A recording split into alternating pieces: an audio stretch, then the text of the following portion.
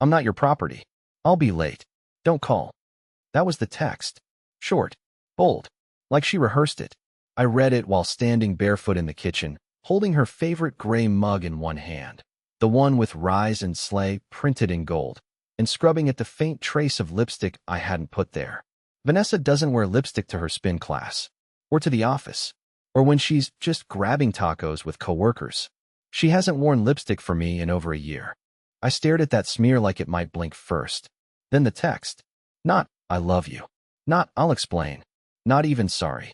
Just, I'm not your property. And suddenly I wasn't a husband. I was an owner in her mind.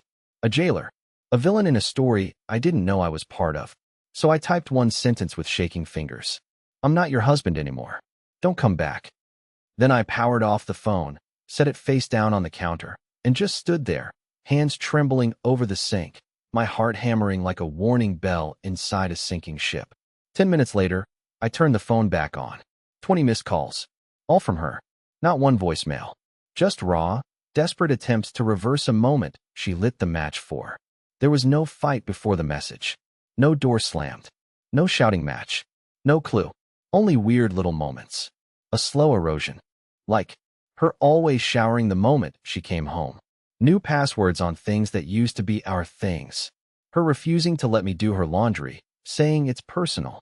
Laughing at texts during dinner, but never showing me. And last week, I found a receipt in the trash for a 2-person brunch in a city she wasn't supposed to be in. And then today, the mug. Let me tell you what didn't happen. I didn't yell. I didn't accuse. I didn't send a wall of texts demanding answers. I just told her the truth. That I was done. That her home wasn't here anymore. And now, she's trying to claw her way back through 20 calls and the silence she built between us. But that silence, it's louder than anything she's ever said. When the lock turned, I didn't flinch. I was sitting on the couch, lights off, the only glow coming from the aquarium behind me. The one she insisted we get, but never fed the fish in. Her key rattled against the lock 3 times before it finally turned, like even the house itself was hesitating to let her back in. She opened the door slowly, as if she expected an ambush. Her heels clicked cautiously across the hardwood, and I didn't look up. I didn't have to. I could smell her perfume from across the room. Not the soft lavender she used to wear when we were first dating. No, this one was deeper, muskier, the kind that lingers on hotel pillows and car seat headrests. She hovered near the entryway like a stranger in a museum. I waited. 10 seconds. 15. Then her voice broke the quiet like it hadn't been cracked just 10 minutes earlier by 20 frantic calls. Oh, why aren't the lights on? I finally turned my head. She was in a slate gray dress, one I'd never seen before. Too short for dinner with coworkers. Too tight for a business meeting. Too perfect to be worn for someone like me. She had the nerve to drop her bag like she belonged here, like her hands hadn't typed out "don't call" just half an hour ago. You texted me, I said calmly. I listened. She blinked. Wait, you're not actually serious about that, are you? It was just a bad moment. I was angry. Angry enough to compare your husband to a prison guard. She rolled her eyes. You're being dramatic. That's when I laughed. Not loud. Not mocking. Just hollow. A sound that came out of me without permission. Because in that moment, everything clicked. The guilt wasn't there. Not even the performance of it. She wasn't sorry. She was annoyed that I didn't play my part. That I didn't chase her like I used to. That I finally let go of the leash she tied to my own heart. I'm not your property, she repeated, this time softer. Like it was some mantra she picked up off a podcast or Instagram caption and decided it was her truth now. No, I agreed, standing up slowly. You're not. I grabbed my keys from the hook near the door. She looked confused. Like the script she'd prepared didn't have this scene in it. Where are you going? I held the door open. You don't live here anymore, I said. So I'm going out for a bit. To get some air. While you decide which version of you I'm supposed to believe. The one that sent that message, or the one standing here pretending it never happened. She opened her mouth to speak, but nothing came out. So I walked past her, down the steps, into the night. She didn't follow. Not yet. But 3 hours later, I got a message. Please come home. We need to talk. I didn't mean it like that. And then another. I messed up. Just, please. Then, it's not what you think. I swear. I didn't reply. I didn't even read the rest. I just stared at the messages building like a storm. knowing that behind each one was a truth she was still too afraid to tell me. The kind of truth that lives in lipstick stains and new passwords, in silences, in perfume that doesn't smell like us. I went to my sister Jillian's place and crashed on her couch. She didn't ask questions. She just handed me a blanket and sat beside me, silent and loyal. Vanessa hasn't stopped texting since. She even called my mom. But the real story, the one she's terrified I'll uncover, that starts unfolding tomorrow. Because what I found next, in the back seat of our car, buried under a receipt and a crumpled jacket, made everything explode. I wasn't looking for clues. Not consciously. I didn't set out to investigate or play detective like some jealous sitcom husband. I just wanted to clean out the car. That's it. One normal, mindless task to stop myself from checking her messages again. I'd barely slept at Jillian's. Her cat walked on my chest twice in the night, and someone outside had a wind chime that sounded like it was tuned to anxiety. Around 8 a.m., I drove back to the house while Vanessa was at work or wherever she said she was. I didn't even check her location. What was the point? The house felt hollow when I stepped in, like it was waiting for a final decision that hadn't been made yet. I didn't go inside. I just grabbed the spare keys and stepped back out to clean the car. Not as a gesture. Not for her. Just because the passenger seat still smelled like her perfume and I needed to erase it. That's when I saw it. A crumpled men's jacket on the floor behind the driver's seat. Brown suede. Expensive looking. Not mine. It didn't even resemble anything I'd ever worn. Vanessa hated brown. Said it made people look like forgotten bread crust. But apparently, she didn't mind it when someone else wore it in our car. At first, I thought maybe I was wrong. Maybe it was my cousin's. Maybe her brother's. But then I reached into the pocket. There was a receipt. Luna View Hotel. 2 guests. 1 night. King Suite. Paid in full. My stomach dropped so hard I had to sit down right there on the curb, jacket still in my hands. The receipt was from 2 Fridays ago. The same night she said her work team had an emergency planning session, and she'd be home late. Emergency planning, my A****. There was also a card sleeve in the other pocket, the kind fancy hotels give you with your room number on it. The back had something scribbled in rushed handwriting. Van, ask for the corner room next time. Views better, winky face, T. That was the moment I said it out loud. Tyler. I'd never even met the guy, just heard the name a few dozen times. The funny, creative one on her team. The one who drove her home that time when her car wouldn't start. The one who brought vegan cupcakes to her birthday at the office. The one she once said reminded her of Chris Pine, but without the ego. She was sleeping with him. She was sleeping with him and lying to my face with the kind of ease you only develop through practice. I don't remember standing up. I don't remember walking inside.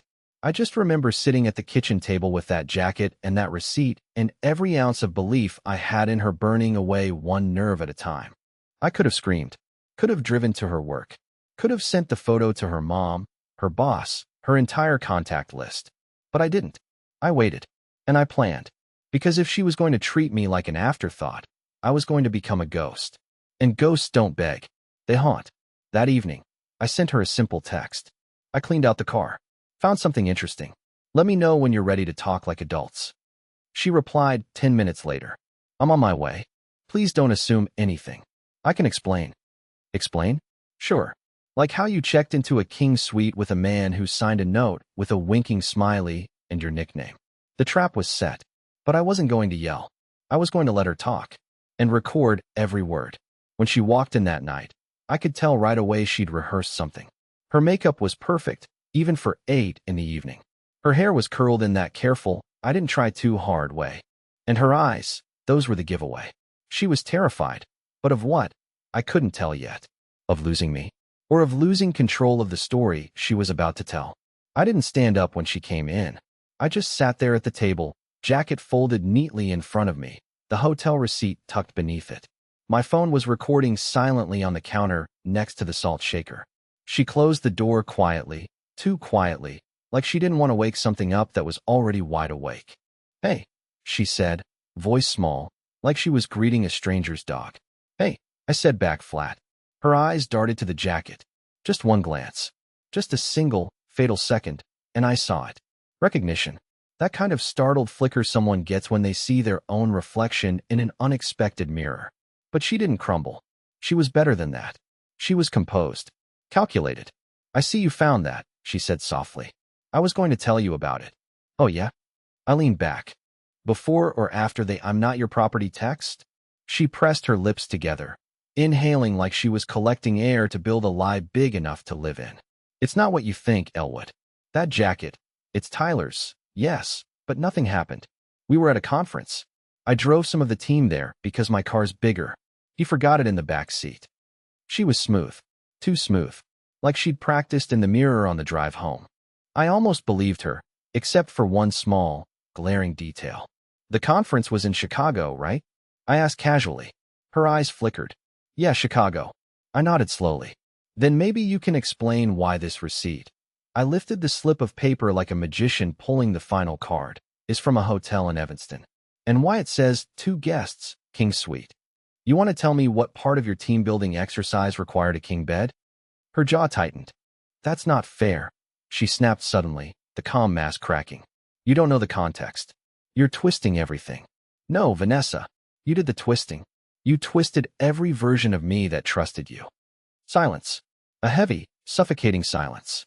The kind where every sound in the room, the hum of the refrigerator, the ticking of the clock, feels like it's mocking you. She finally sat down across from me. I was drunk, okay? We had drinks after the event. Things got blurry. It was one night. I hated myself the second it happened. I wanted to tell you, but I couldn't.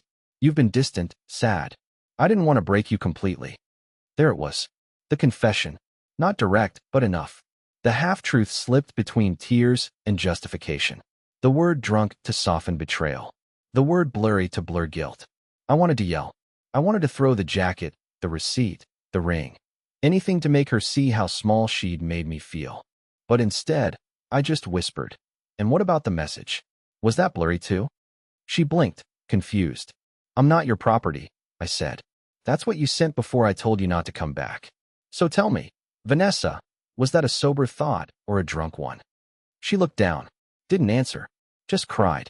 Quietly, carefully, like even her tears were measured. And maybe this will sound weak, but I didn't feel victorious. I didn't even feel angry anymore. Just hollow. Because that's what betrayal does. It doesn't explode. It drains. You don't get closure. You get silence and paperwork. She asked if I wanted her to leave. I said yes. She didn't argue. She just grabbed her coat, wiped her cheeks, and whispered, I'm sorry. The door clicked shut behind her, and the sound echoed through the house like a verdict. I sat there for another hour, staring at the empty chair where she'd been. Then my phone buzzed. A text from an unknown number. You don't know me, but you need to hear the truth about your wife. That was the moment I realized this wasn't over. Not by a long shot. I didn't answer the message right away. You don't know me, but you need to hear the truth about your wife.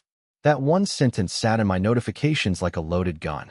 I stared at it for 15 minutes straight, the phone glowing beside my untouched coffee. My hands hovered over the screen, debating whether to swipe it away and pretend it didn't happen, or tap into a world I wasn't sure I was ready for. Because there's a moment, right before every choice, when your gut already knows the truth. And mine was sinking through the floor. Finally, I opened it. The number was from a Chicago area code. No name, just the message. Another one came in before I could type anything. Vanessa isn't who you think she is. I worked with her. I made the mistake of trusting her too. It was from someone named Rowan. I replied cautiously. What are you trying to say? Be specific. A moment passed. Then another message arrived. Did she ever tell you about Profiatech? That name. Profiatech. I'd heard it once, maybe twice. Vanessa mentioned it a few months back. Said she'd consulted for them briefly while transitioning between firms. Claimed it was a disaster. That she left because their creative lead was a nightmare. Rowan continued typing. She didn't just consult. She stole. There was a full investigation, but it was buried. Because she blackmailed the VP. I was on the project.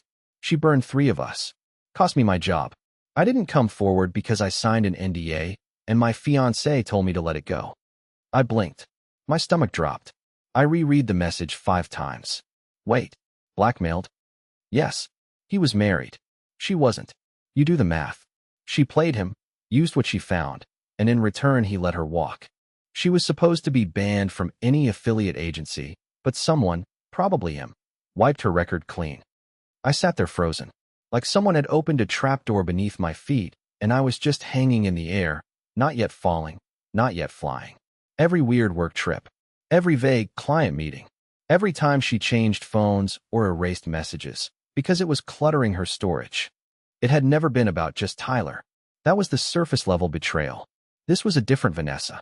A version of her I never got to meet, but apparently others did. The kind that could ruin careers and rewrite her past with a charming smile. "Why are you telling me this now?" I asked. "Because I saw your post. Or someone forwarded it to me." I recognized her immediately. "That text you posted, the one about not your property?" She used that same line on a colleague who tried to report her. Word for word. My blood ran cold. The manipulation wasn't accidental. It was scripted. I thanked him. I said I didn't know what to do with that information yet, but I appreciated the truth. He sent one last message before going quiet. "She's going to spin this. Gaslight you. Don't let her. She's good at survival. Don't let her make you the villain." I sat with that for a long time. Hours. Maybe more. I didn't cry. Not this time. There's a point where sadness gives way to something worse. Clarity. And clarity is cruel. I went upstairs to the bedroom, pulled out a dusty storage bin from the back of our closet, and started going through it. Old notebooks, flash drives, tax forms, and buried under a stack of expired ID lanyards and greeting cards, I found a leather-bound planner. Vanessa had never used digital calendars. She said typing felt soulless. She liked to write her life down. Inside, on random pages, I saw names, hotel bookings, flight codes, sometimes just initials with strange notes beside them. BS. Push deadline to 28th. K. Equals get copies of invoice before closing. RC. Delete messages after Thursday. And on one page near the middle, in the smallest handwriting I've ever seen her use, were 3 words underlined twice. Clean before Elwood. It didn't say what, didn't say when, but I suddenly understood. She was always ahead of me. Not just in the moment, but weeks, months, years ahead. I wasn't her husband. I was her cover story. The next day, I scheduled a consultation with a lawyer. Not because I wanted revenge, not because I thought I'd win, but because I finally understood who I was really married to. And before I could even make the call, Vanessa texted me again. "Can we meet?" "Not at the house. Neutral place. I need to tell you something. It's serious." She didn't know what I knew, but she would. And when I walked into that cafe, I wasn't going to be the man who begged for answers. I was going to be the man who already knew them. She chose the place. Some minimalist cafe on the edge of town with white walls, uncomfortable chairs, and overpriced tea served in glass mugs like we're pretending not to be people with problems. The kind of place designed for influencers who stage breakdowns in soft lighting. I showed up 10 minutes early, not because I was eager to see her, but because I wanted to choose the seat. The one with the wall to my back, the door in full view, and the sun glaring directly into her eyes if she sat across from me. She walked in right on time, not a second early. That alone told me she was preparing to control this narrative, to deliver a performance. But what she didn't expect was the stillness waiting for her. I didn't wave, didn't stand, just locked eyes with her over the rim of my coffee. She hesitated before sitting. Her phone stayed in her hand. I noted that immediately. Vanessa never kept her phone visible during personal conversations, unless she was recording them. "I'm not here to fight," she said first. "I know," I replied. "I need you to listen. I've been doing that for years." She winced. Good. Let her flinch. She folded her hands like a job interview candidate, took a breath, then launched into her speech. And yes, it was a speech. I made mistakes. Big ones. I hurt you, and I know it. But I need you to understand that not everything you've heard is true. People are coming out of the woodwork with their own versions of my past, trying to turn you against me, because they know you're vulnerable right now. Vulnerable. That word alone made something twist in my gut. "I'm not the villain they're making me out to be," she continued. "Yes, I was involved with Tyler. Once. It was brief. It meant nothing. But that's not what this is about." "No," I said quietly. "This is about Profiatech." And just like that, the color drained from her face. Not all at once. Just slowly, like a room dimming one light at a time. She sat back. "Where did you hear that name?" I didn't answer. I let her sit in the silence. Let her try to figure out how much I already knew. Let her dig her own grave with hesitation. "Did Rowan contact you?" she asked eventually. So she knew. She knew exactly who would come forward. I didn't come here to play chess with you, Vanessa, I said, voice low, steady. I came here because I want to know if there's a single honest bone left in your body. So go ahead. Start talking. Tell me how many lives you shredded on your way to your next promotion. Tell me what I was to you. A cover? A decoy? A convenience? You were, she paused, blinked, swallowed. You were safe. That hit harder than any slap. I needed safe. You were solid, dependable. You never asked too many questions. You didn't need the spotlight. You let me be who I wanted to be. And who was that? I asked. Someone else's wife? Someone else's business partner? Someone else's mistake? She clenched her jaw. I didn't hurt people intentionally. I nodded slowly. Right. Just collateral damage. She exhaled, long shaky, then leaned forward. I came clean to the board. Last year. Told them everything. I lost 2 job offers over it. My reputation is hanging by a thread. I didn't tell you because I knew what it would do to you. You'd stop seeing me as the woman you married. You'd see me as broken. I don't see you as broken, I said. I see you as calculated. And just like that, her expression changed. Hardened. The performance cracked. The tears didn't come. There were no apologies. Instead, she said, then I guess there's nothing left to say. She stood up, adjusted her coat. But before she could leave, I asked one last question. Why now? Why reach out to me? After all this? She hesitated. Because I got a letter yesterday. From HR at Bellstrand Consulting. I blinked. You don't work there? She nodded. No. But someone sent them copies of the Evanston Hotel receipt. The planner page. A screenshot of the message I sent you. They're investigating. And now I have a lawyer calling me twice a day. I sat back, stunned. She wasn't trying to make peace. She was trying to get ahead of something. She wanted to know if I had anything to do with the leak. And now I did. Because someone had gone scorched earth on Vanessa's world. And for the first time since this all began, I realized. It wasn't me. And it wasn't Rowan. Someone else was coming for her. And I needed to find out who. 2 days after the cafe, I was back at Jillian's. The couch had become my base of operations. It creaked when I turned, the cushions sagged in the middle, and her dog refused to stop licking my socks. But it was quiet. Safe. A place where nothing reminded me of her. Not her perfume. Not her hair on the pillowcase. Not the echo of her voice asking me what I wanted for dinner while planning her next lie.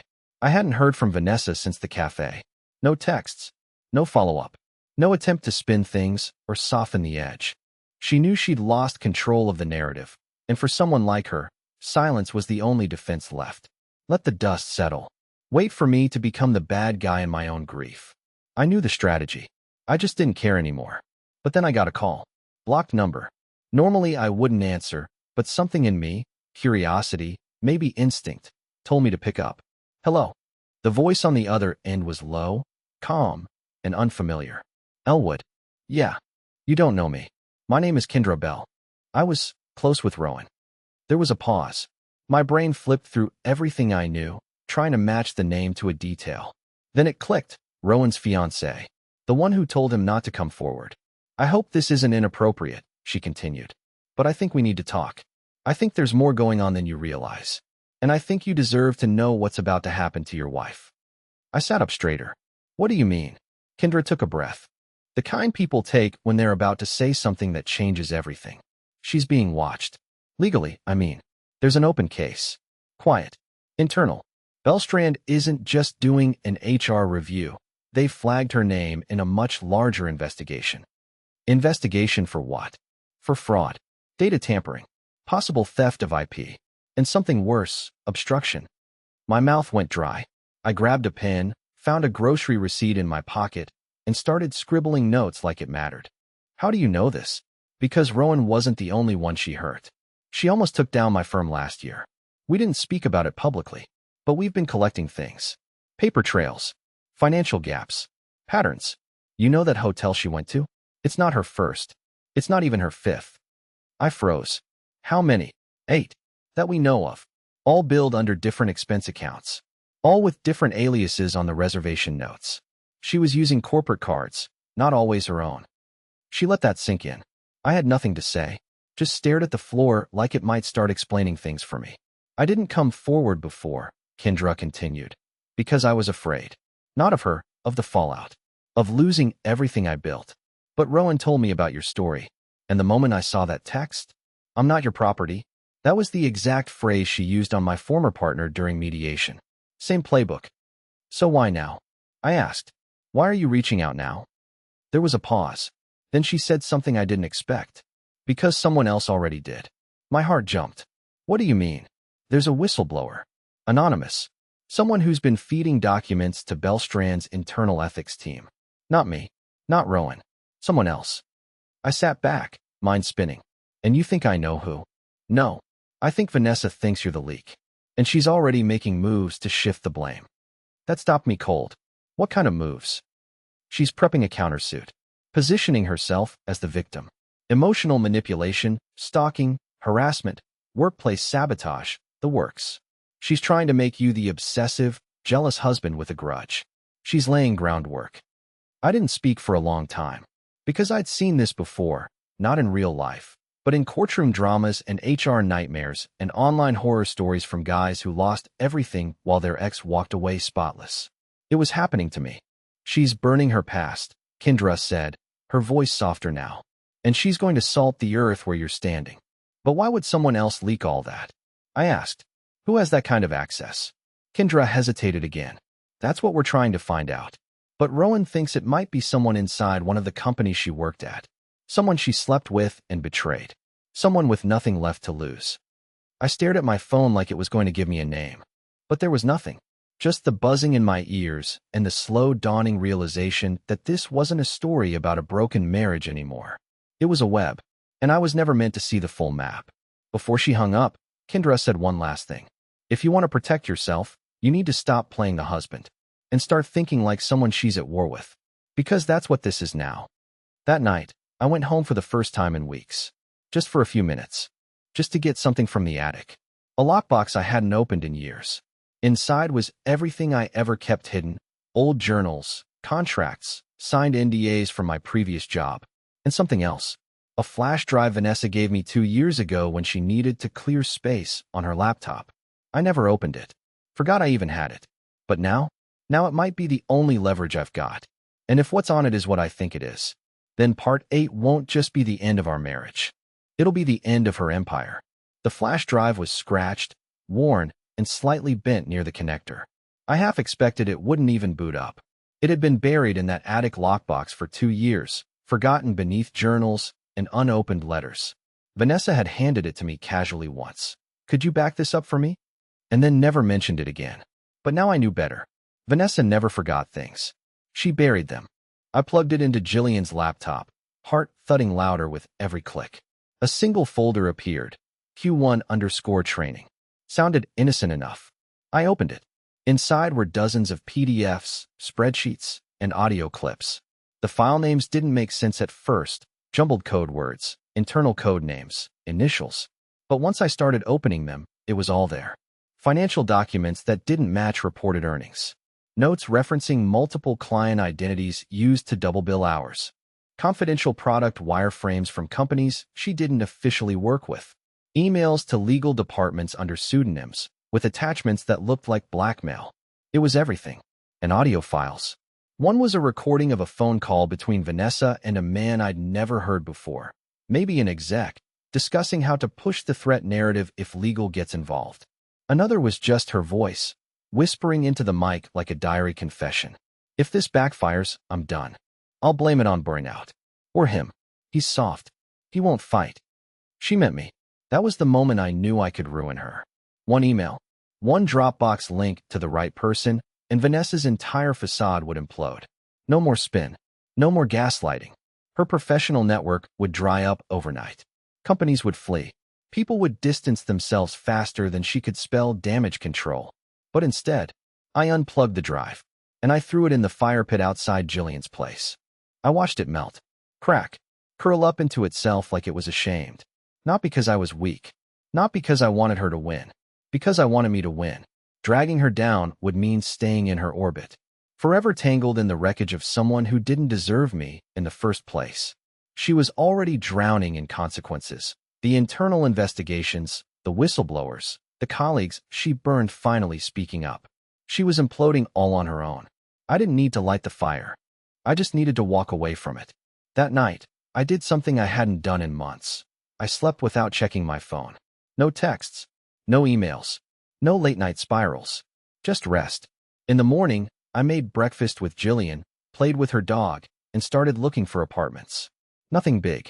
Just a small place with a clean kitchen and sunlight. Vanessa sent a single message the next day. I know it was you. I didn't reply, because it wasn't. And even if it had been, she didn't get to narrate my story anymore. Rowan and Kendra? They took care of things. The investigation closed in. Quietly, methodically. I heard, through the grapevine, that Vanessa had to resign from 2 boards and was stepping away for personal reasons. Her lawyer tried to position her as the victim, but the digital paper trail didn't lie. And me? I rebuilt. Slower than I wanted, but cleaner than ever. No lies. No lipstick on mugs. No texts that make your chest cave in. Just freedom. And silence. The peaceful kind.